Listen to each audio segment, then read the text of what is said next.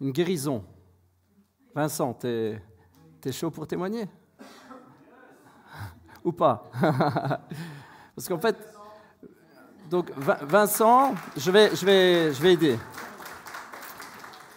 Je vais aider. Vincent est un frère qui vient régulièrement le dimanche, qui vient aussi de temps en temps le mardi. Une fois en priant, j'ai une parole et j'ai dit il y a quelqu'un où il y a un problème de rein, quelque chose comme ça. Je ne savais pas que Vincent avait des soucis au rein. D'ailleurs, je ne connais encore aujourd'hui toujours pas quel était le problème. Je savais que c'était un souci de rein. Et donc, il devait encore faire des examens. Tu es allé faire des examens et c'est quoi le résultat?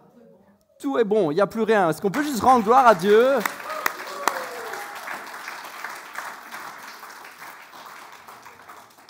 Dieu est vivant. Amen. Et quand il y a une guérison, on est censé avoir le retour d'un médecin qui dit « c'est fait hein ». Il faut pas que ce soit juste dans la tête en disant « si, je suis guéri » et puis en fait, on ne l'est pas. Il n'y a pas de souci, on est en transition. Quand parfois on est dans la foi, on dit « je suis guéri », on le dit par la foi. Mais il y aura un moment où ce sera attesté. Hein. Ce sera attesté, pas A, espace testé, mais ce sera attesté en un mot. Un médecin pourra l'attester. Et ici, ça a été le cas. Voilà, je ne le savais pas. Tout à l'heure, mon épouse me l'a dit. Eh bien, merci Jésus d'avoir payé le souci de rein il y a 2000 ans à la croix. Merci Jésus. Amen. Après. Je vais juste rebondir. Oui, merci beaucoup. Merci, c'est très gentil. Je vais juste rebondir et demander, est-ce que quelqu'un a un souci de rein ici dans la salle? Parce qu'on va tout de suite prier pour ça. Est-ce que quelqu'un aurait des soucis de rein? Amen. Tu as la force de te mettre debout? Oui? Est-ce qu'on peut tous prier? Si Dieu l'a fait pour Vincent, Dieu le fait pour notre sœur. Amen. Dieu est fidèle. Si Dieu a guéri Vincent alors qu'on ne le savait même pas, on ne savait pas qu'il était malade, Dieu pose la main aussi. C'est fait. Nous croyons que c'est acquis. Alors on va juste prier ensemble, vous m'accompagnez dans la prière. Merci Père pour la guérison qui a été payée à la croix il y a déjà 2000 ans. Seigneur, nous voulons juste proclamer avec foi, Seigneur, que notre sœur est guérie. Nous proclamons et nous ordonnons au mal, à la maladie de rein, quelle qu'elle soit, de quitter son corps maintenant. Nous refusons le diagnostic négatif du médecin. Non pas que nous croyons que le médecin est quelqu'un de méchant ou de menteur par nature. Non, nous croyons qu'il est trompé par les résultats.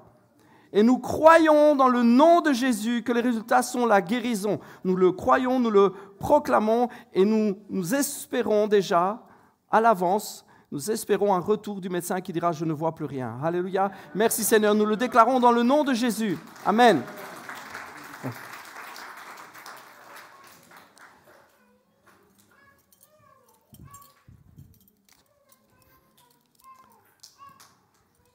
C'est un témoignage de guérison?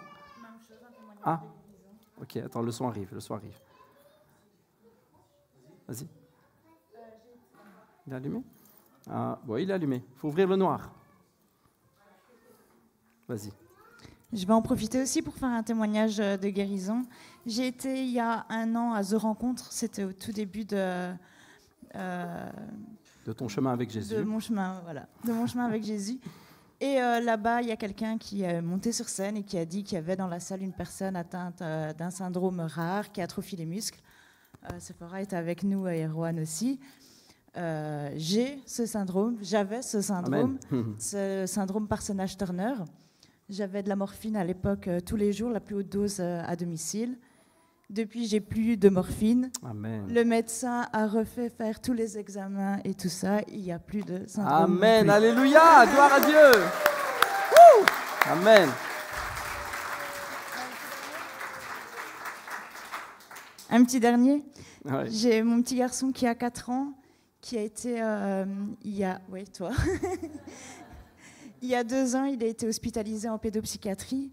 C'est un petit garçon qui a été... à qui on a confirmé des troubles autistiques et un autisme quand même assez fort, qui a revu sa neuropédiatre il y a 1 semaine. On ne parle plus du tout d'autisme. Amen, alléluia.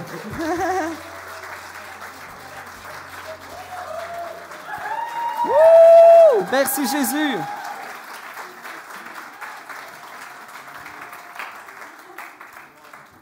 Amen. Oh Seigneur, que la gloire te soit rendue à toi seul. Merci Seigneur. Ah, si on prenait juste le temps, il y en aurait quelques-uns des témoignages. Hein. Mes parents sont juste un livre ouvert avec plein d'écrits dessus. Ils ont été guéris de plein de choses. J'ai moi-même été guéri de plusieurs choses. Dieu est vivant encore aujourd'hui. Dieu est vraiment vivant encore aujourd'hui. Oh, sois loué Seigneur Jésus, sois loué. Oui, c'est vrai que nous avons devant nous une vie pleine de victoires, une vie pleine de belles choses. Dieu a payé, Jésus est allé à la croix, Jésus a tout accompli pour nous afin que nous puissions vivre une vie de conquête et de victoire. Et c'est justement la thématique que j'ai commencé avec vous la semaine dernière, une thématique où nous allons voir ensemble que tout est accompli, mais nous devons nous bouger un petit peu. Ben ouais, il faut se bouger comme un petit peu. Tout est fait. Tout est fait, mais nous devons nous emparer de ces promesses.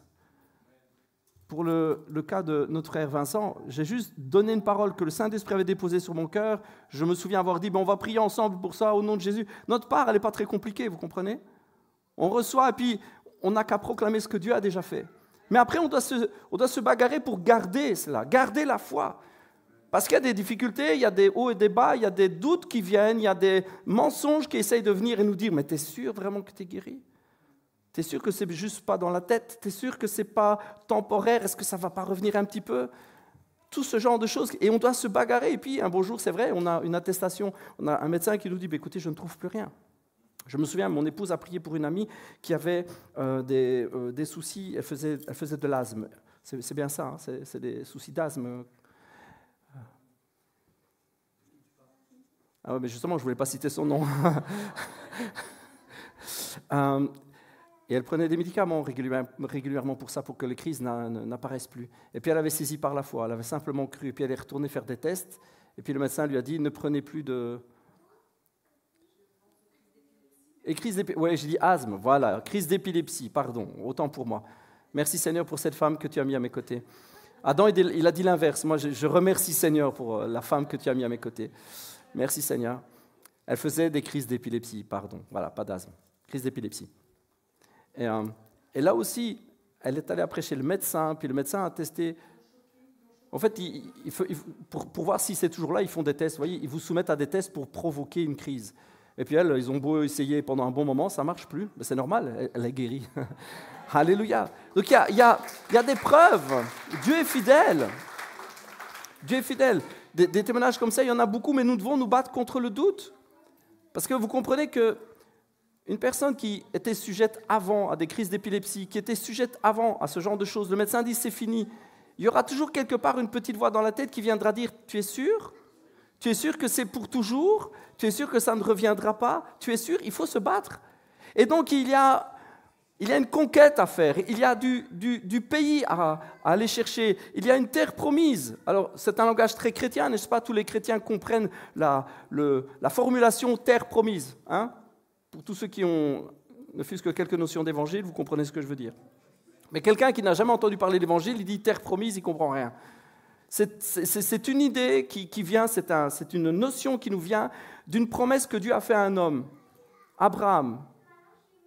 Cet homme a reçu la promesse, il a reçu de Dieu la promesse qu'il lui donnerait une postérité avec beaucoup de personnes et qu'il lui donnerait tout un pays pour sa famille, pour ses descendants, pour toute sa postérité. Il lui donnerait un pays pour qu'il soit bien, pour qu'il soit bien, en sécurité, qu'ils aient tout ce qu'ils aient besoin. La promesse, c'était un pays avec tout, une bonne terre, un bon climat, des bons fruits, des bons légumes, c'était juste une bonne terre. Il a fallu des années. Et puis, la descendance de cet homme n'a pas toujours écouté Dieu, même pas souvent d'ailleurs. Et puis, il y a tout un chemin, tout un travail que Dieu a accompli dans cette famille et ce peuple qui est devenu très nombreux, qu'on a appelé le peuple d'Israël. Et ce peuple a reçu, après le renouvellement de cette promesse, il faut aller maintenant chercher la promesse que j'ai faite à votre arrière-grand-père. Je lui ai fait cette promesse, je lui ai dit, tu auras une descendance et un pays, il faut aller maintenant chercher le pays. Et nous sommes comme cela. Dieu nous a fait des promesses extraordinaires.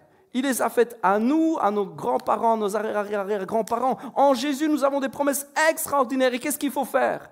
Eh bien, comme ce peuple, il faut aller s'en emparer. Il faut aller chercher ça. Il faut aller conquérir. Je vous lisais la semaine dernière une déclaration de Moïse, qui est l'homme qui a été choisi par Dieu pour conduire les descendants d'Abraham, pour aller chercher le peuple, le pays promis. Moïse, alors tout le monde a au moins vu un film ou entendu parler des 10 commandements et de Moïse et de la mer qui s'ouvre. Hein. Moïse est cet homme qui est choisi et il dit ceci au peuple. Il déclare ce que Dieu lui a dit de dire. Dieu dit ceci, « Levez-vous, partez, passez le torrent de l'Arnon. Vois, je livre entre tes mains Sion, roi de Hesbon. » C'était des rois de l'époque avec des pays de l'époque. L'Armoréen et tout son pays. Commence la conquête, fais-lui la guerre. Je vais répandre dès aujourd'hui la frayeur et la crainte de toi sur tous les peuples qui sont sous le ciel. Et au bruit de ta renommée, ils trembleront et saisis d'angoisse à cause de toi. Vous allez me dire, c'est quoi que ce genre d'histoire? Oui, c'est vrai que dans son contexte, on parle d'époque où les conquêtes de pays étaient quelque chose de très courant. Hein, okay. Aujourd'hui, on dirait, qu'est-ce qu'ils vont aller faire la guerre? C'est pas bien de faire la guerre. Remettez tout dans son contexte. C'était il y a très longtemps. Si tu n'allais pas t'emparer d'un pays, tu sais quoi, le lendemain, quelqu'un venait s'emparer du tien. Donc il valait mieux être vaillant, il valait mieux être costaud, il valait mieux savoir se défendre et aller chercher le pays de quelqu'un. C'était l'époque. Bah ouais, c'était l'époque. Et ce peuple reçoit cette promesse extraordinaire, je l'ai promis, ce pays pour toi, et tu sais quoi, je vais même répandre une terreur devant tes pas. Aujourd'hui, nous pouvons nous entendre dire de la part de Dieu, je t'envoie toi aussi te saisir des promesses, et tu sais quoi, devant tes pas, je te précède pour créer comme une ambiance de terreur. La maladie va trembler devant toi, les démons vont trembler devant toi, l'injustice va trembler devant toi, la peur, l'angoisse, le doute, l'envie de suicide, tout ça va trembler devant toi, alors que tu vas seulement arriver dans une pièce déjà, tous les démons vont dire, aïe, aïe, aïe, aïe, qu'est-ce qui se passe? C'est ce que je te promets. Je te promets une conquête qui est déjà gagnée d'avance. C'est cool. Avouez que c'est cool. Dieu te promet, dit, c'est déjà gagné d'avance. Mais lève-toi et bouge-toi. Ce qu'il faut, c'est te bouger pour aller te saisir de ces promesses. Et c'est ce que ce peuple reçoit. Et nous avons commencé la semaine dernière et nous allons étudier ensemble ces quelques mots qui sont vraiment extraordinaires. Je vous ai parlé la semaine passée de se lever. Pourquoi? Parce que le désert est fini. Ça y est, le temps de la conquête est arrivé. C'est le message que je vous dis. C'est vrai, la famille, le temps de la conquête est arrivé. C'est plus le moment de dire, je ne sais pas, peut-être on va y réfléchir, on fait un plan sur 3 ans. Non, c'est le moment d'y aller maintenant. C'est le moment de se lever, de réagir et de se bouger, de se saisir de cela. C'est l'invitation du Saint-Esprit pour nous aujourd'hui. Je vous ai parlé de ça la semaine passée dans mon introduction. Et aujourd'hui, je voudrais réinsister et passer au deuxième. Parce que la clé ne se trouve pas dans les efforts, mais dans l'obéissance. Ce n'est pas des gros efforts que Dieu nous demande, il nous demande de l'obéissance, il nous demande de lui faire confiance. Levez-vous et partez. La clé se trouve dans un cœur sincère qui obéit, dans un cœur sincère qui dit oui, dans un cœur sincère qui se met en marche. La clé, elle est là, elle est toute simple. Pourquoi il suffit juste d'obéir? Pourquoi Dieu ne nous demande pas des gros efforts? C'est intéressant de réfléchir 2 secondes à ça. Vous savez pourquoi en fait? Parce que tout ce que nous ferons, tout ce que nous faisons est imparfait. Alors si ça dépendait de la qualité de notre effort, on est foutu. Si ça dépendait de la quantité de notre effort, on n'en fera jamais assez. On est foutu. Ça ne dépend pas ni de la quantité ni de la qualité, parce que tout ça, cette qualité, cette quantité, elle est sur la tête de Jésus. Tout ce que nous faisons dans la grâce est rendu parfait en Jésus. Je pensais que ça vous motiverait plus, mais tout ce que nous faisons, nous disons, nous réalisons avec le nom de Jésus est rendu parfait par sa perfection. Tout ce que nous avons à faire, c'est nous mettre en marche. Ce n'est pas une question de produire des efforts énormes, c'est de juste obéir. C'est de juste dire, oui Seigneur, me voici, envoie-moi. Oui Seigneur, je veux y aller. Parce que ce que nous faisons est imparfait. Ce que je suis en train de faire là maintenant est imparfait. Mon prêche est imparfait. Sérieux? Si. Vivea est super imparfait. Ouais, pas amen trop fort quand même. Hein. Un petit amen était suffisant. Oui, bien sûr, Vivea est complètement imparfaite. Mais gloire soit rendue à Dieu, sa grâce nous rend parfaits. Nous ne faisons que des choses imparfaites. Même notre vision de Dieu est imparfaite. Si je vous parle et je vous apporte ma vision de Dieu en disant « Waouh, je trouve que l'Éternel est bon et tout ça », toute ma vision est imparfaite. Elle n'est que partielle. Et même ce que je déclare de Dieu en le disant de toutes mes tripes, on peut dire « Waouh, je le sens, waouh, c'est fort, c'est puissant », ben, c'est vachement imparfait. Ce que je suis en train de vous dire limite Dieu. Dieu est-il limité à ce que je suis en train de vous dire? Vous imaginez, il est bien plus grand que ce que je suis en train de vous expliquer. Il est bien plus puissant que ce que je suis en train de vous dire. Il est bien plus bon, aimant, extraordinaire et merveilleux que ce que je suis en train d'essayer de vous faire passer comme message. Il est bien plus extraordinaire que je ne pourrais jamais vous l'expliquer. Je suis juste en train d'essayer de vous donner envie. Il faut avoir envie de bouger. Il ne faut pas avoir peur. Il ne faut pas se dire, oh là là, je ne vais jamais y arriver parce que Dieu en demande trop. Dieu n'en demande pas beaucoup. Mais ce qu'il demande, c'est quelque chose de vrai, de sincère. C'est quelque chose d'authentique. Il nous demande ce qui est au fond de nous. Paul va dire ceci, notre connaissance est partielle. Et partielle sont nos prophéties. Tout ce que nous faisons aujourd'hui est partiel. Mais le jour où la perfection apparaîtra, ce qui est partiel, cessera. Lorsque j'étais enfant, je parlais comme un enfant, je pensais, je raisonnais comme un enfant. Une fois devenu homme, je me suis défait de ce qui est propre à l'enfant. Aujourd'hui, certes, nous ne voyons que d'une manière indirecte, comme dans un miroir. Petite note, les miroirs de l'époque étaient vraiment très mauvais. Parce que si vous vous posez la question, vous dites, moi je me vois super bien dans le miroir, je ne comprends pas. Oui, ben, les miroirs de l'époque, ce n'est pas les miroirs qu'on a maintenant. Les miroirs de l'époque, c'était du métal sur lequel on avait frappé, qu'on avait essayé de tendre au maximum, qu'on avait essayé de polir au maximum. Donc quand on se voyait, on était un peu... Un gars comme moi, il se voyait super fort, par exemple. Il dit, ouais, punaise, j'ai des muscles. Mais non, en fait, c'était la déformation du miroir. Donc Paul, il dit, ben oui, on se voit un peu comme dans un miroir. Ça ne marche plus trop aujourd'hui, parce que dans un miroir, on se voit super bien. Mais il dit, l'image que j'ai de moi, ce que je fais, ce que j'ai l'impression de faire est tellement imparfait. Si je regarde à mes efforts, si je regarde tout ce que j'ai fait pour Dieu, c'est tellement pas terrible. Vous êtes d'accord avec moi? On regarde, et puis on regarde en arrière, on regarde dans le rétro, puis on fait, oh punaise, il vaut mieux pas trop se retourner. Du mauvais boulot. Eh ouais, on est imparfait. Mais il dit, c'est comme ça maintenant, mais quand le parfait sera venu, quand la grâce de Dieu nous couvre, quand nous marchons sous sa grâce, alors ça devient bon. Dans le temps présent, je connais d'une manière partielle, mais alors je connaîtrai comme Dieu me connaît. C'est partiel maintenant, c'est imparfait maintenant, mais nous avons cette grâce, nous avons ce privilège de savoir que dans sa grâce, nous sommes couverts. Dieu ne cherche pas notre perfection. Vous savez pourquoi? Cette phrase-là, je l'aime bien. Franchement, je vais me reciter plus tard. Si il cherchait la perfection, il se trouverait lui-même. Je trouvais ça pas mal. Pourquoi il chercherait la perfection? Il se trouve, quoi. Il est le seul parfait.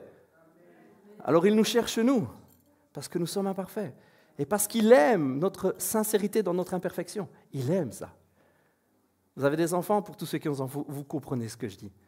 Quand vous avez votre petit bout qui vous fait un dessin, et puis qui dit « Papa, c'est toi ». En général, c'est bien fait, hein, oui.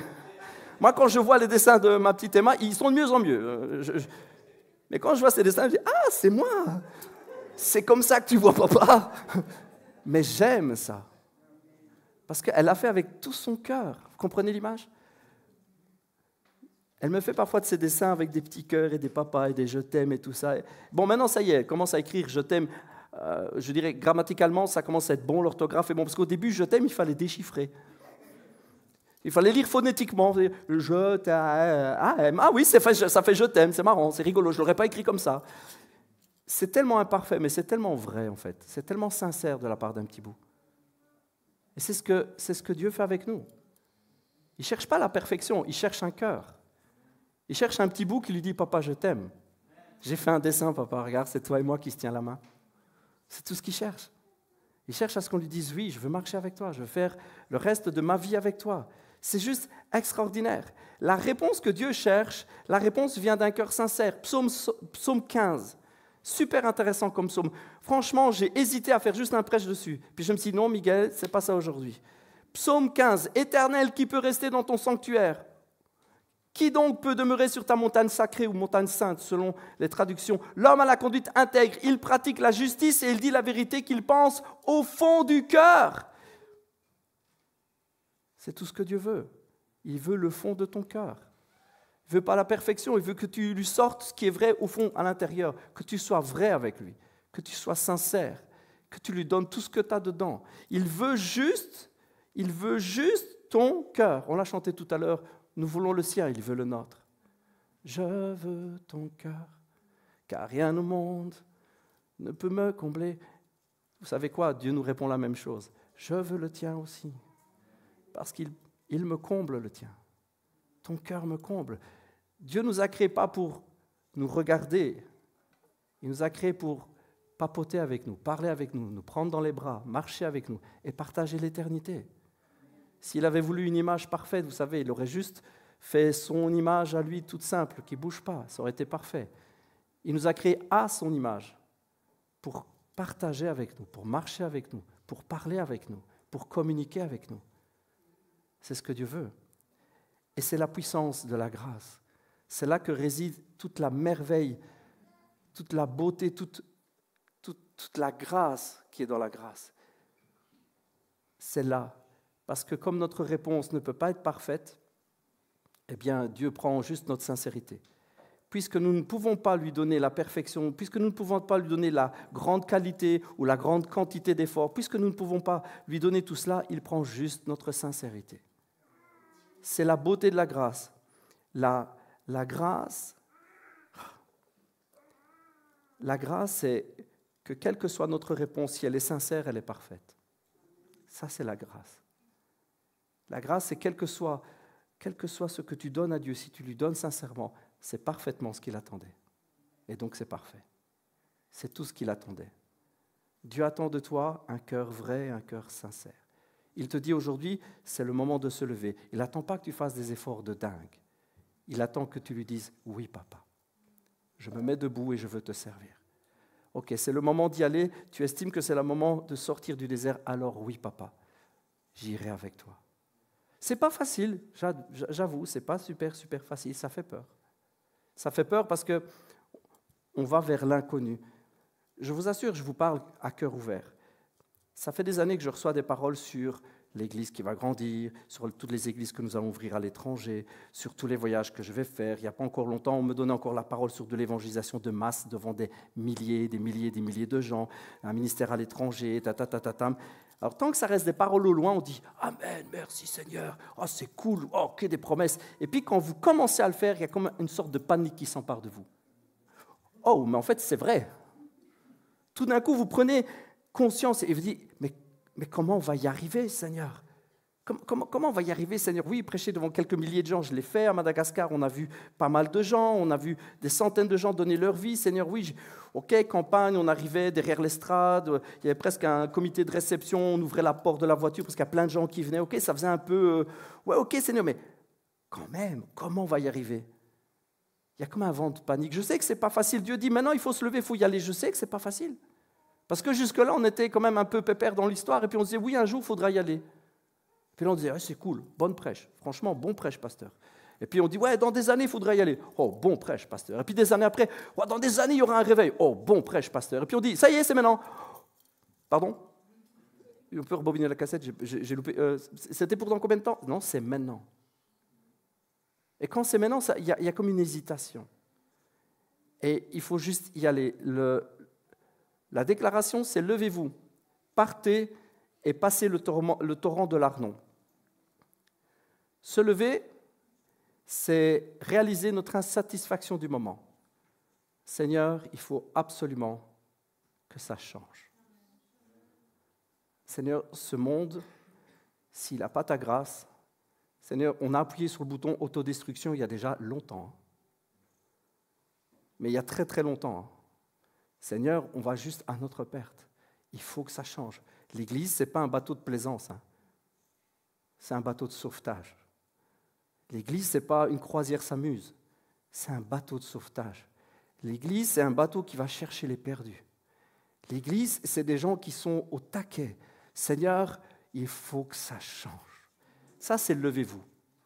Il y a une insatisfaction d'années qui est là, ça fait des années. Seigneur, on m'a dit que les réveils arrivaient. Seigneur, on m'a dit que c'était pour maintenant, nanana. Ça fait longtemps. Et il y en a, d'ailleurs, la Bible nous dit, il y en a qui rigolent et qui disent, ouais, ben, ça fait déjà tellement d'années qu'on en parle. Tout est depuis comme le commencement. Il n'y a rien qui a changé. On le disait à l'époque de Jésus, on le dit maintenant encore. Il y a des tas de gens qui nous disent, ouais, le réveil, on en parle depuis tellement d'années. Moi, j'étais de chaud, on en parlait.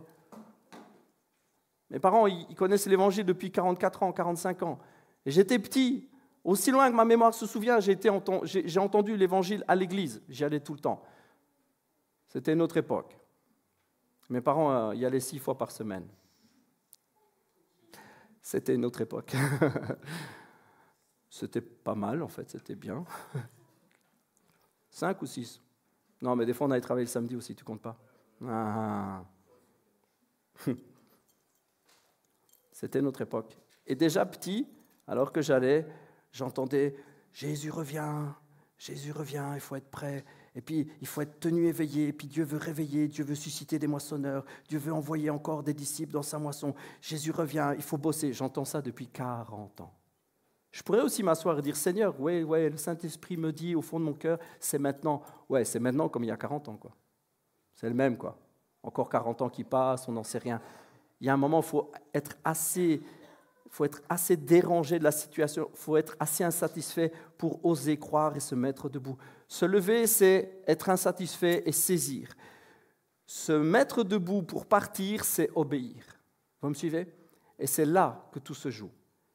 Il faut partir, il faut obéir, et il faut, selon ce texte que nous prenons ensemble, passer le torrent. Alors, le torrent de l'Arnon, c'est quoi? C'est un torrent dans la région de l'Arnon. Ah. C'est la dernière frontière avant de commencer la conquête, en fait. C'est une frontière. Le torrent, c'est une frontière. Alors, je suis allé voir, c'est apparemment un endroit qui était très agréable à vivre.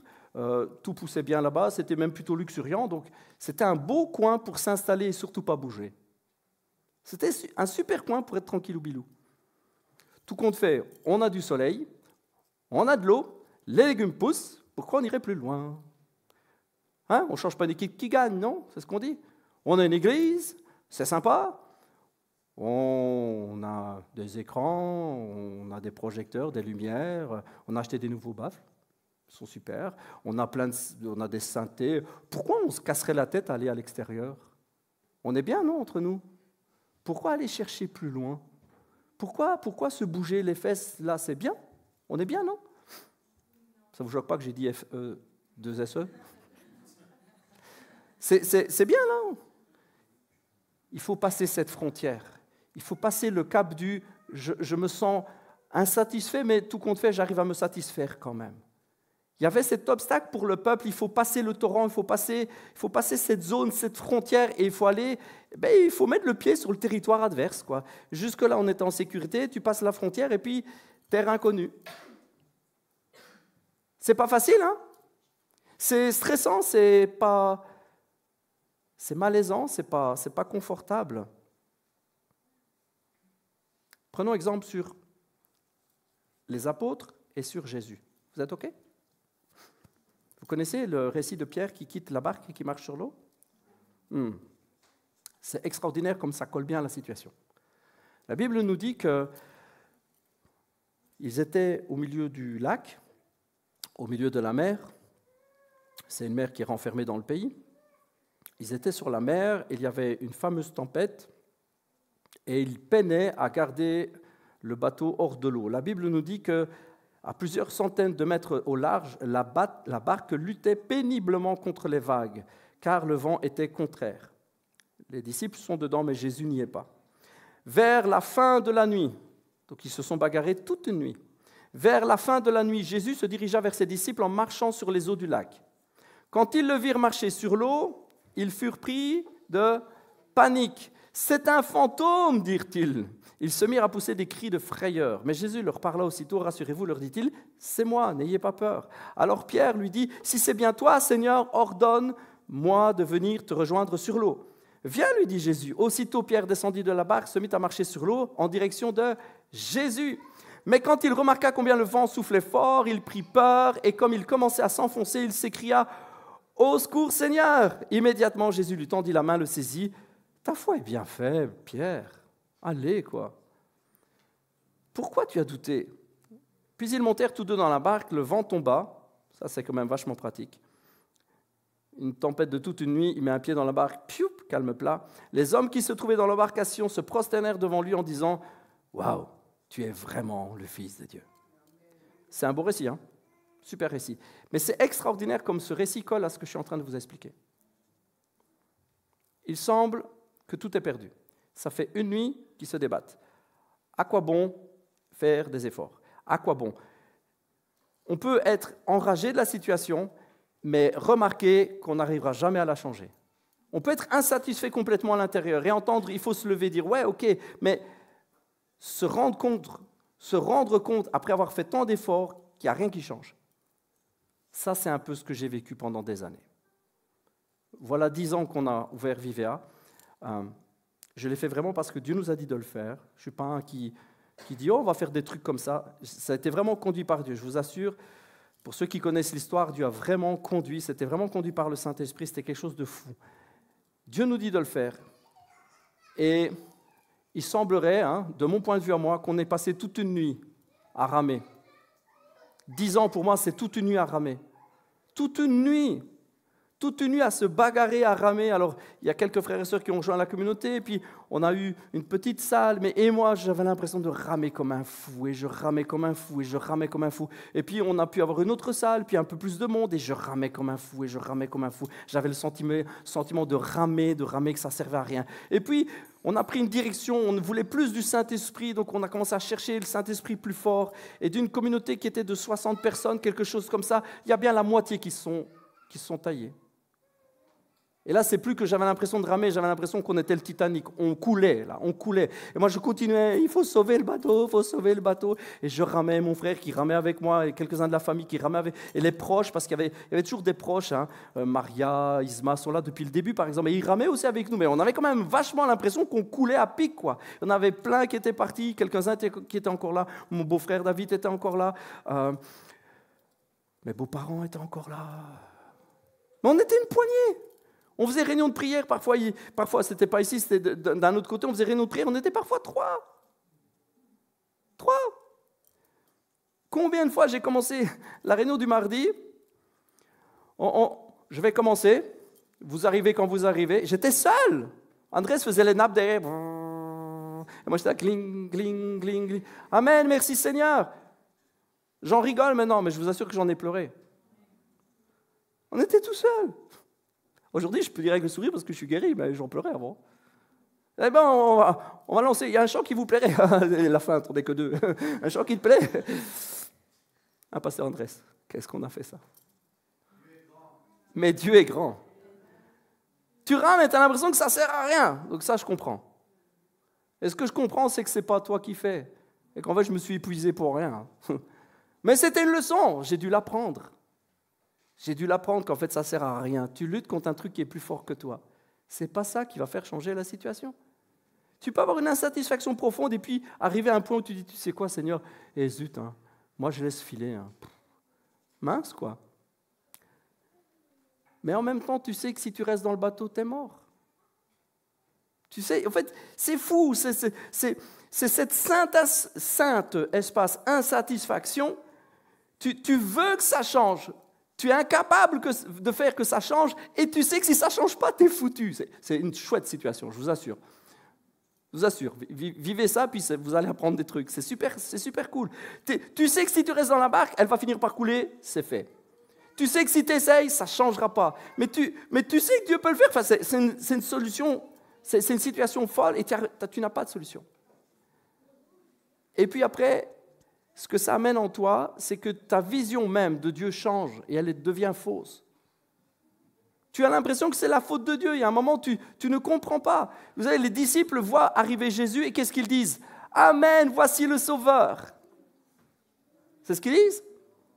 Ils voient Jésus de loin et disent, Amen, merci Jésus, tu vas calmer la tempête. Ils disent, fantôme. Ils hurlent. Et combien de fois dans ces moments, alors que la main de Dieu agissait, je disais un fantôme.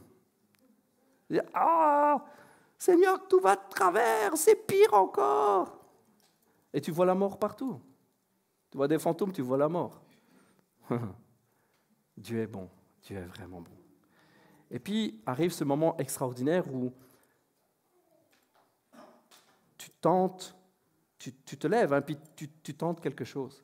Tu te lèves et puis il faut partir, il faut obéir, et puis tu dis, si c'est vraiment toi, alors je veux y aller. Et tu décides de partir et d'écouter la voix de Jésus. Puis Jésus dit, vas-y, c'est moi, quitte la barque. Et là, vous savez quoi, ça ne demande pas beaucoup de foi, en fait. Il y en a qui pensent que Pierre, à ce moment-là précis, a une foi de dingue. Il dit, waouh, quelle foi, il a marché sur l'eau. Pas tant que ça. Juste après, Jésus lui dit, que ta foi est bien petite. Bah ouais, parce que ça ne demande pas beaucoup de foi. Ça demande de l'obéissance. Et c'est ce qu'il a eu. Ordonne que je vienne. Viens, ok, je viens. Il n'a même pas réfléchi, Pierre. Entre vous et moi, on le sait qu'il n'a pas réfléchi. Il a juste foncé. C'est ce que Dieu demande, en fait. Dieu demande un cœur sincère. Et le seul moment où il a commencé à s'enfoncer, c'est quand il a quitté les yeux fixés sur Jésus.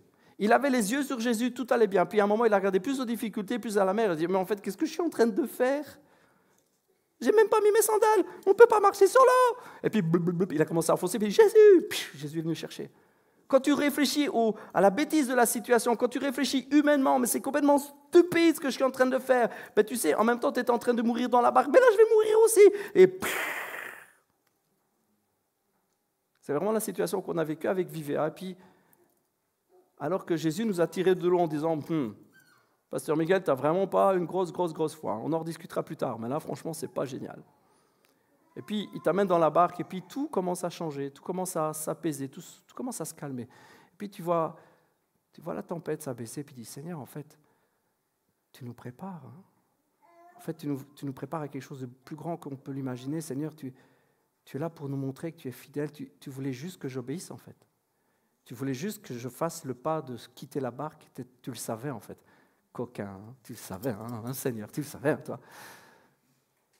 Et puis Dieu te calme, Dieu t'apaise, il apaise ton cœur, il dit, bien sûr, je le savais. Bien sûr, je veux t'apprendre des choses. Cette situation nous montre combien c'est aussi simple que ça et combien c'est aussi compliqué que ça. Vous m'avez suivi? C'est tout simple, mais tellement difficile. Il faut vraiment apprendre et c'est tout le levez-vous, partez et passez la frontière. Levez-vous, partez, passez la frontière. Il faut, dans ces moments où Dieu nous appelle à vivre plus, il faut avoir une sainte insatisfaction. Il faut réaliser que si nous restons dans la situation, si notre vie chrétienne se limite à notre barque, c'est-à-dire à notre connu, à ce qui nous rassure, à ce que nous avons toujours connu. La barque, pour Pierre, c'est son job. Il était pêcheur, il passait sa vie dessus. C'est sa vie, la barque. C'est sa vie, c'est tout son travail, c'est tous ses repères, c'est tout ce qu'il connaît. Il connaît son taf, il connaît son job, il sait manier sa barque, il sait faire ça. C'est tout ce cette barque représente tout ça. Il dit, tu restes et tu sens que tu vas quand même sombrer. Si tu restes dans tes habitudes, tu sens que tu es voué quand même à toucher le fond, et tu sais que ça ne va pas aller. Tu as beaucoup trop peur pour aller dehors. Tu te bagarres, tu essaies de changer et tu vois que ça ne marche pas. Il y a un levez-vous qui doit prendre racine en toi. Il y a un levez-vous qui doit naître en toi en disant, Seigneur, je ne peux pas continuer à avoir cette barque, à vivre ma barque, à vivre mon connu, ma stabilité, à vivre ma sécurité. Je ne peux pas continuer à vivre ma religion. Je ne peux pas, Seigneur, je ne peux pas continuer à faire ça. Il y a une sainte insatisfaction qui doit venir et qui doit nous faire mettre debout. Et puis, dire à Dieu, je veux écouter ta voix maintenant. Je veux partir sur ta parole et je veux quitter ma zone de confort. Je veux quitter ma barque et je veux passer la frontière du réfléchi, du bien pensé, du stable. Je veux passer cette frontière pour passer dans le surnaturel.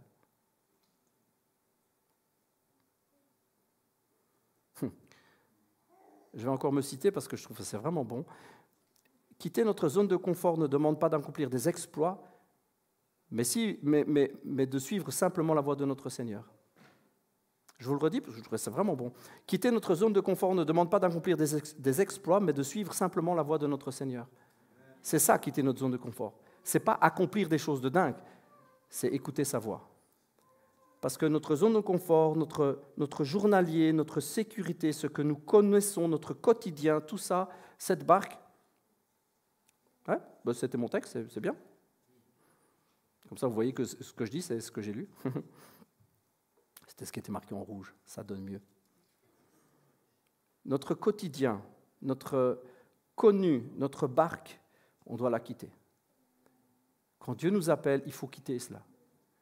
Est-ce que ça veut dire que nous allons tous quitter notre job? Non, ce n'est pas du tout. Ne faites pas dire ce que je n'ai pas dit, ce n'est pas ça. C'est quitter ce que nous connaissons, notre stabilité intérieure, notre sécurité intérieure. Quitter ta barque, ce sera peut-être simplement parler de l'amour de Dieu à ton voisin. Parce que c'est un truc que tu n'as jamais fait. Toi, tu es bien chez toi, ça c'est ta petite barque, tu sais mener ta barque, tu sais mener ton quotidien, tu es bien, tu es pépère, tu es tranquille, et puis tu te dis, là maintenant il faut que ça change. Il faut que tu passes un cap. Il faut que tu passes une frontière, il faut que tu quittes la barque. Tu veux vraiment continuer à vivre cette vie-là? Pasteur Miguel, ça fait 2 semaines qu'il commence à transpirer pour te dire que le réveil est là, le réveil est là, le réveil est là. Ou alors tu te lèves ou tu ne te lèves pas. Mais là, je te propose de te lever. Est-ce que tu vas y aller? Enfin, la petite voisine d'en face, est-ce que tu vas juste aller lui parler de l'amour de Dieu? Et tu peux continuer, amener ta petite barque de vie, ou tu peux dire, ok Seigneur, je vais y aller. Ce n'est pas un exploit qu'il te demande. Il te demande un peu d'obéissance.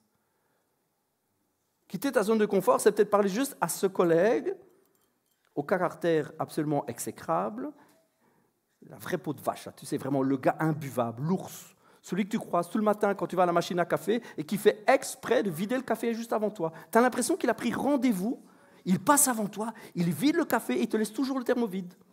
Toi, ce collègue-là que tu aimes vraiment passionnément, celui-là, eh bien, quitter ta zone de confort, c'est peut-être lui parler à lui de l'amour de Jésus en premier. Celui-là, c'est vraiment l'ours là, eh bien oui. Parce qu'on dit, oui, quitter sa zone de confort, aller évangéliser devant les foules. Ben, commence petit. Parle aux voisins, parle à ton ami, parle à ton papa.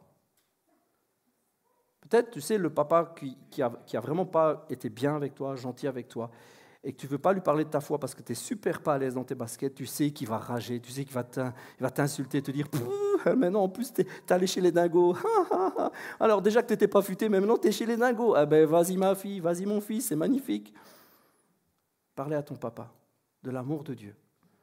Lui dire, tu sais papa, on n'a pas eu de chouettes relations quand j'étais enfant et que toi tu étais plus jeune, on n'a pas eu de belles relations, mais tu sais papa, j'ai rencontré l'amour de Dieu.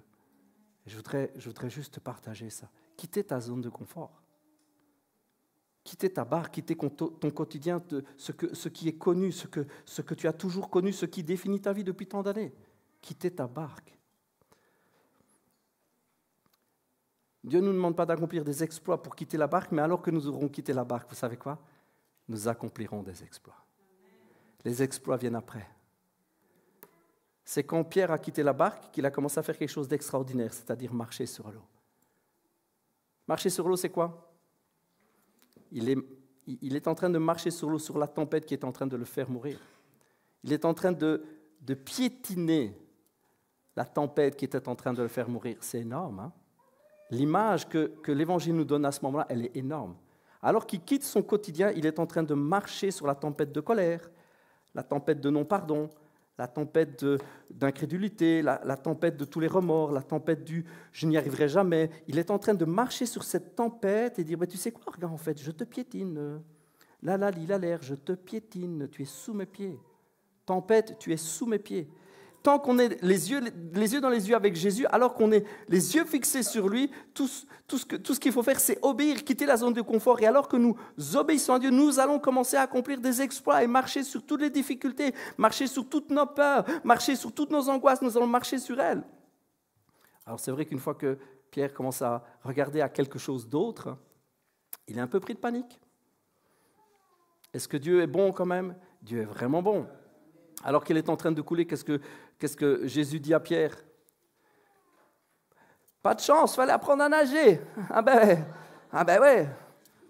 T'as pas suivi les cours de théologie, enfin je voulais dire de natation. Voilà. En tout cas, c'est ce que l'Église fait parfois. Il fallait faire plus de théologie, on va se battre sur des versets, c'est pas ça que Jésus fait. Il ne nous accuse pas, il dit juste, Pierre, pourquoi tu doutes? Allez, sérieux, tu es en train de marcher sur toutes tes peurs là. Il fallait continuer, le loup, allez. Et puis il lui tend la main et le sort de l'eau. Il lui tend la main et le sort de l'eau. Il faut juste apprendre à faire confiance à Dieu, marcher avec lui, quitter notre zone de confort, et puis aller main dans la main, les yeux dans les yeux, faut y aller, il faut marcher avec lui. Vous savez, notre quotidien, si nous n'y prenons pas garde, faites attention à ce que je vous dis, c'est vraiment fort.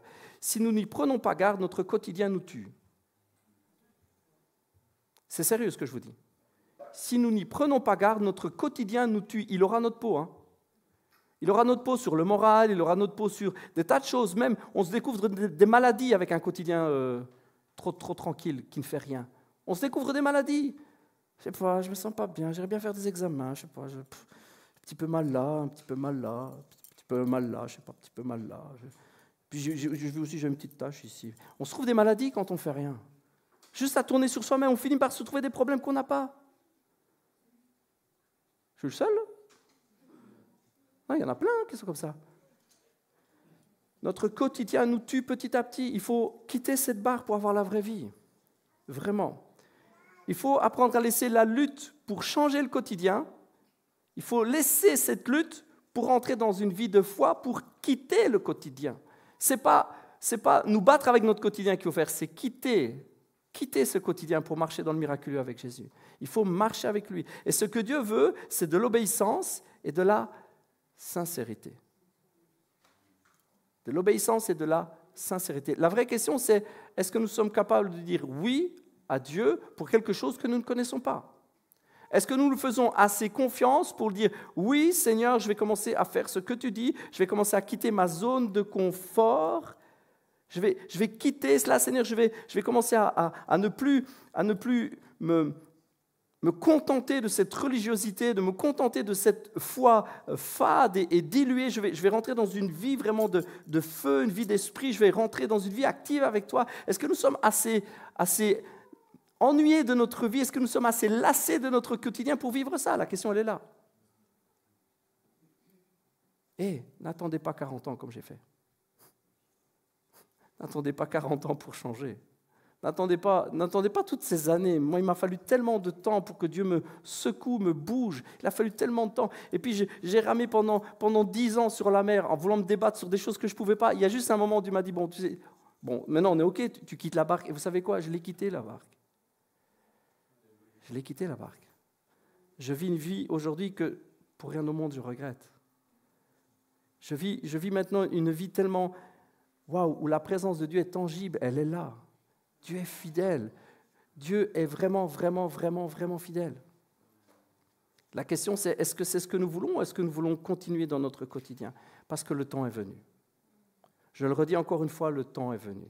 Le temps pour le changement est venu. Le temps pour se saisir des promesses de Dieu est venu. C'est l'appel que nous lance le Saint-Esprit. Sur cette série de messages, je voudrais vraiment vous encourager à quitter le connu pour aller vers quelque chose qui est peut-être inconnu, mais où Dieu nous attend. Ce n'est pas l'inconnu absolu, c'est l'inconnu humain, mais c'est le connu de Dieu. Du côté de la mer, du côté pour marcher sur l'eau, il n'est pas allé tout seul, Pierre. Il y avait qui l'attendait là? Il y avait Jésus. C'est le côté de Jésus, c'est le côté de l'impossible, de l'inimaginable, c'est le côté de l'extraordinaire, c'est le côté de tout devient possible avec lui. C'est de ce côté-là qu'il nous appelle. C'est de ce côté-là que tu es appelé à aller. C'est de ce côté-là que tu es invité à aller. Oui, c'est ce que Dieu demande. Il demande juste que nous quittions notre zone de confort. Alors, je vous redis les paroles de Moïse. Nous allons continuer la semaine prochaine, mais ces paroles sont simples. Levez-vous, partez et passez le torrent de l'Arnon. Ne sois pas satisfait de ton quotidien. Mets-toi debout, obéis. Et mets-toi à l'œuvre. Quitte ta zone de confort. Passe la frontière du torrent de l'Arnon. Passe cette frontière. De l'autre côté, il y a quelque chose d'extraordinaire qui t'attend. Nous allons voir ensemble, dans les semaines qui viennent, le voie, qui est hyper important, le je livre entre tes mains, le commence la conquête et le fais-lui la guerre. Il y a tout un chemin où Dieu nous appelle un chemin de victoire. Est-ce que, comme moi, vous sentez vraiment dans l'esprit que Dieu est en train de mettre une machine en marche? Alors, je n'ai pas la prétention de dire que nous avons tout compris. Je n'ai pas la prétention de dire que j'ai tout saisi de cela. Mais j'ai la prétention de vous dire que si c'est l'appel de Dieu, il suffit de le suivre. Je n'ai pas la prétention de dire ce sera le tout grand réveil, c'est ce que nous allons vivre nous, et vivra sera l'instigateur de... Tout ça, c'est juste nul. Il y a un appel, il faut juste le suivre. Il y a un appel de Dieu, il faut juste le suivre. On a vraiment des projets. Vous le savez, je vous ai déjà parlé de ça. On a des projets à travers les voyages que nous avons faits à Madagascar. Nous avons des projets vraiment d'ouvrir des églises là-bas. C'est quelque chose qui est en discussion. On a vraiment l'appel à ouvrir des œuvres là-bas, mais on a l'appel après à aller dans d'autres pays. Moi, j'ai reçu vraiment sur le cœur l'Inde, j'ai reçu le Pakistan, l'Afghanistan, j'ai reçu ces pays-là. On va essayer de trouver des personnes qui peuvent nous recevoir là-bas. On va se laisser conduire par Dieu et on va aller là où Dieu nous envoie. Oui, on quitte notre zone de confort, mais on sait que c'est Jésus qui nous attend sur le terrain. C'est lui, il est déjà là-bas. Vous savez, quand on est arrivé à Madagascar, la toute première fois, alors certains m'avaient un peu briefé en disant « Oui, mais vous savez, c'est très, très fort en sorcellerie là-bas. Ouais. Et le combat est rude et tout ça, et tout ça, et tout ça. Ce qui est vrai, c'est très fort en sorcellerie. Alors, ou ma femme et moi, on est deux extraterrestres, ou alors Jésus nous avait tellement bien préparé le terrain, il nous accueillait tellement bien là-bas, on n'a rien senti. Ni la première, ni la deuxième. Je vous assure. Oui, quand des fois on priait, je sentais une opposition. Mais quand je terminais en disant au nom de Jésus, ça faisait juste... Plusieurs fois, des personnes sont venues avec des démons, etc., avec des mauvais esprits. Je n'ai pas dû prier 10 fois. J'ai prié une fois. Et là, je me souviens que j'ai prié 2 fois. Et la deuxième fois, il me dit, il se sentait libre, c'était extraordinaire. Je dis, Amen. On n'a pas dû prier. Je n'ai pas senti une opposition dingue, mais ce que je réalise maintenant, c'est que nous avons quitté la barque, mais nous ne sommes pas allés dans un terrain inconnu. Jésus nous attendait. En fait, quand on est arrivé à Madagascar, sur le tarmac, il y avait Jésus. On a atterri, mais en fait, Jésus était là. Bienvenido, bienvenue, Tonga Soa, qu'ils disent là-bas, Tonga Soa. Jésus était là-bas. On est revenu ici, puis on est retourné là-bas. Mais Jésus était encore là-bas, il nous attendait. Bon, Jésus, il est ici aussi quand on revient, ne vous inquiétez pas. Mais ce que je veux dire, c'est que quitter sa zone de confort, ce n'est pas non plus s'exposer à des choses de dingue. Jésus est là. Jésus est là. Jésus est vivant, Jésus est là. Quand il t'envoie quelque part, quand il te dit « va parler à la voisine d'en face », Jésus est là. Au moment où tu vas et que tu fais les quelques pas pour aller sonner à sa porte ou que tu parles à la caissière dans le magasin, Jésus est là. Il ne t'envoie pas au casse-pipe tout seul. Il ne t'envoie pas prendre un mur, t'inquiète pas. Il ne t'envoie pas te faire dézinguer. Il t'envoie juste partager son amour et il est là. Il dit « Seigneur, si c'est vraiment toi, ordonne que je marche et que je parle à la caissière, si c'est vraiment toi. » Et le Seigneur, il te dit « Ouais, c'est vraiment moi. Vas-y, parle à la caissière. » Et puis il est là. C'est comme si, main dans la main, il est avec toi, tu dis « Madame, je voudrais juste vous dire que Dieu vous aime. » Moi, je me souviens avoir dit ça à un gars une fois, il était caissier au Lidl, il dit « Bip, bip ». Bon, il avait beaucoup de piercings, beaucoup de tatouages. J'ai rien contre, mais vraiment, vraiment rien contre. Et juste, je le regarde et je me dis, vu tous les tatouages qu'il avait, il ne devait pas être super heureux. Parce que vous savez, ce qu'on se fait tatouer, ça reflète un petit peu. Hein. Je dis, le gars, il ne doit pas être super heureux. Et je lui ai juste dit ça, en fait. Je dis, je suis sûr que je suis le premier à vous le dire aujourd'hui, mais vous savez que Jésus vous aime. Le gars, il m'a regardé bizarre. Hein. Vous savez, on va pas se faire tuer. Enfin, on est dans un pays simple. On va là, on peut dire à quelqu'un, Jésus vous aime. C'est pas catastrophique. Hein. Dieu nous dit, quitte ta zone de confort, parce que oui, il y a quelqu'un à côté de toi qui va t'entendre le dire.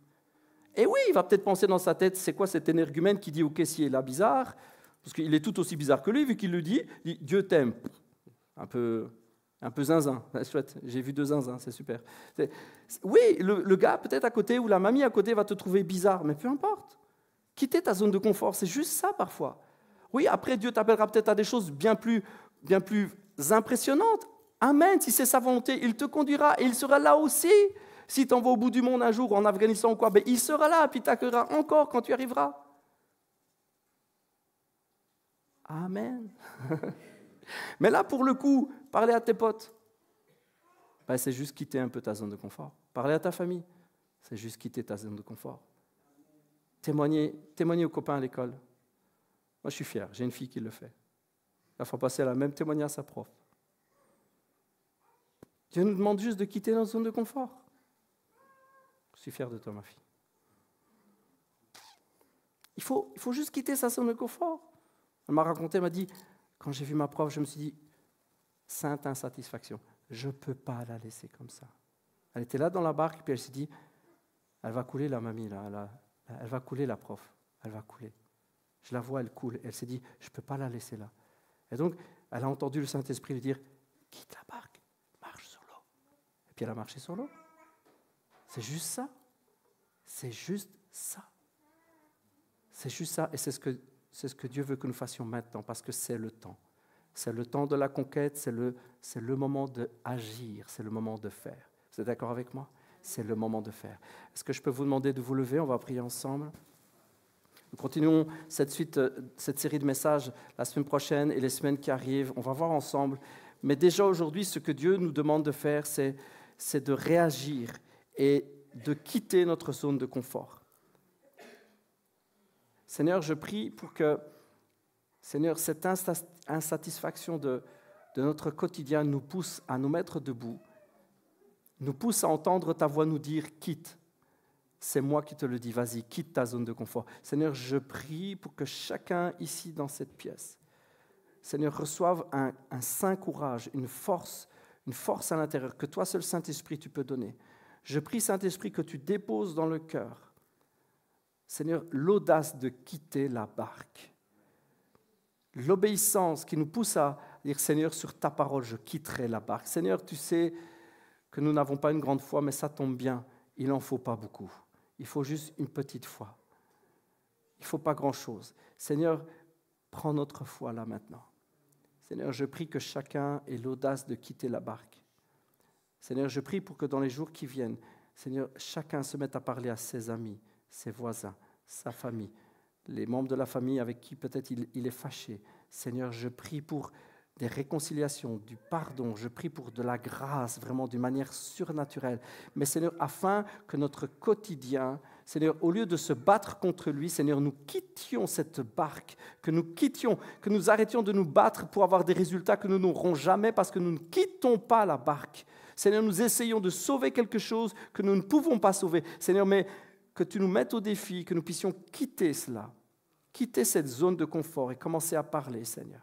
Seigneur, je prie vraiment pour un courage et vraiment une audace surnaturelle pour parler, Seigneur, dans les magasins, pour parler quand on promène, pour parler quand on fait des courses, pour parler même quand on va au cinéma, j'en sais rien. Mais Seigneur, partout où nous allons, Seigneur, je prie pour que tu donnes ce courage, Seigneur, et que l'insatisfaction nous pousse à nous mettre debout et que nous passions le torrent de l'Arnon, cette zone de confort, cette zone du connu, et que nous allions vers l'inconnu parce que tu nous y attends.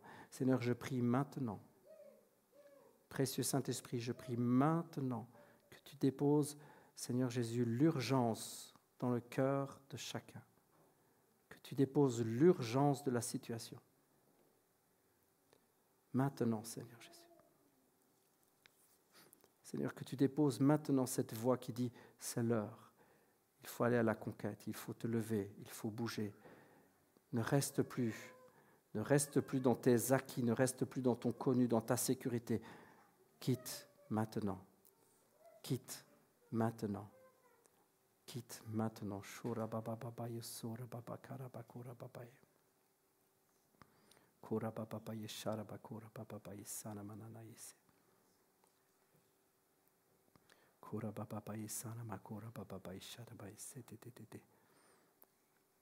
peux me tromper, mais je ressens dans mon cœur, je reçois une parole pour quelqu'un qui est sur le point de quitter son travail, ou du moins qui ne sait pas s'il doit le quitter ou pas, s'il doit rester là ou pas. Quelqu'un qui a des soucis dans son travail et qui se pose la question, et j'entends le Saint-Esprit dire « quitte ». Quitte parce que je veux t'emmener autre part, je veux faire autre chose avec toi. Ce n'est pas ton appel, ce n'est pas ta destinée. Je veux faire autre chose avec toi. Je ne sais pas si ça parle à quelqu'un, il pourra venir m'en parler tout à l'heure, on pourra prier ensemble. Mais je ressens très fort dans l'esprit quelqu'un qui est sur le point de quitter son travail, du moins il ne sait pas, il sent qu'il faudrait peut-être qu'il laisse son travail pour servir Dieu. Et j'entends l'esprit dire, quitte ce travail, mets-toi à mon service. Tu le sais depuis longtemps, c'est ça que je veux que tu fasses. C'est ça que je veux que tu fasses, tu dois me servir. Je pourvoirai à tes besoins. Je sais que c'est une parole pas facile, je sais que c'est quelque chose d'étonnant, mais je le ressens.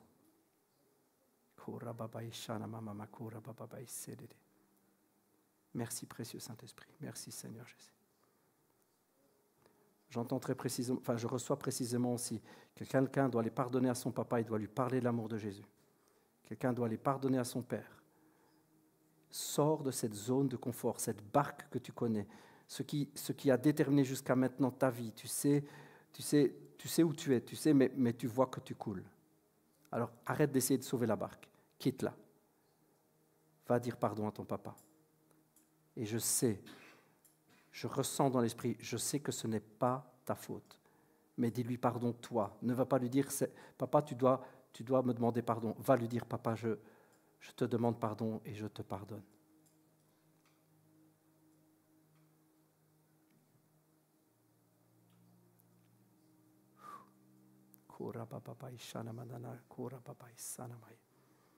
Merci Seigneur Jésus.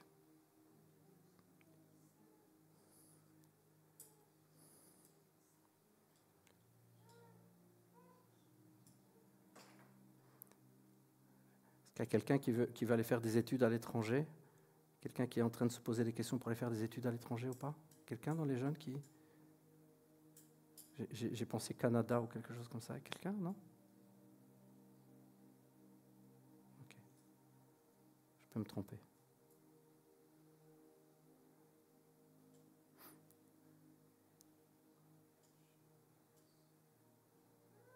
Merci Seigneur Jésus. En tout cas, si ça vous parle, si vous étiez en train du moins d'approcher l'idée, vous dire oh, tiens, j'irais bien faire des études au Canada, je ressens dans mon cœur que ce n'est pas le timing, ce n'est pas le moment de Dieu. Ce n'est pas maintenant. Je ne ressens pas que c'est un non catégorique, mais que ce n'est pas le moment. Ce n'est pas le timing. Cherche ce qu'il faut, c'est le chercher maintenant, le chercher lui pour qui il est. Pas chercher des réponses, pas chercher la bénédiction, pas chercher quoi que ce soit. Le chercher lui. Pas chercher ce que Dieu peut donner. Même pas chercher ce que Dieu peut donner comme par exemple un mari, une bonne situation, parce que c'est toutes des choses que Dieu veut donner, un bon époux, etc. C'est des choses que Dieu nous donne, c'est prévu, c'est normal. Mais je ressens, ce n'est pas le moment de chercher ça maintenant. Maintenant, c'est le moment de me chercher moi. Avant tout, me chercher moi. Pas chercher mes réponses, mais me chercher moi. Ça parle à quelqu'un, ça. Cherche mon cœur, ne cherche pas les réponses, cherche mon cœur. Merci Seigneur Jésus. Merci Seigneur pour tous ces cœurs, toutes ces personnes qui se sont levées et qui, Seigneur, entendent ta voix, qui entendent le « quitte la barque ». Merci pour les cœurs qui l'entendent et les cœurs qui le reçoivent. Je prie pour une audace surnaturelle. Dans le nom de Jésus. Dans le nom de Jésus, recevez cette parole. Dans le nom de Jésus et à l'obéissance de sa voix, vous êtes capable de marcher sur la mer de la peur, la mer des difficultés, la mer de l'angoisse, la mer du doute, la tempête de haine. Vous pouvez lui marcher dessus. Si c'est Dieu qui vous appelle, alors oui, quittez la barque et marchez sur la mer et sur le vent, sur la tempête qui se déchaîne en face de vous. N'essayez pas de sauver la barque, mais quittez-la. Sur cette parole-là, marchez sur les difficultés. Marchez sur la mer qui est démontée. Marchez sur les soucis. Marche, je l'entends, marche sur les soucis financiers. N'aie pas peur, ça parle à quelqu'un. Marche sur les soucis financiers. N'aie pas peur. N'aie pas peur. Marche sur eux. N'aie pas peur. Fais-moi juste confiance. Fais-moi juste confiance. Seigneur, je te remercie pour chacun, Seigneur, et je te bénis, je te remercie, je te loue, parce que tu vas faire de grandes choses. Je sais que tu as mis en marche un réveil, Seigneur. Tu as mis en marche quelque chose de tout neuf. Ça va être juste extraordinaire. Tu vas faire quelque chose de neuf qu'on n'aura jamais vu avant. C'est juste extraordinaire ce qui s'en vient. Ça va être extraordinaire. Merci pour la jeunesse qui va nous propulser, qui va nous booster. Merci pour les papis-mamies qui vont danser, qui vont sauter, qui vont être ivres de l'esprit. Merci Seigneur. Merci parce que tu fais un réveil où, Seigneur, la salle, elle va être 10 fois trop petite. Merci Seigneur parce que tu vas sauver toute une région, tout un pays. Seigneur, à toi la gloire. Mais merci parce que nous quittons la barque. Nous quittons la barque. Sur ta parole, Seigneur, nous marcherons sur l'eau. Dans le nom de Jésus, j'ai prié. Amen. Amen. Alléluia.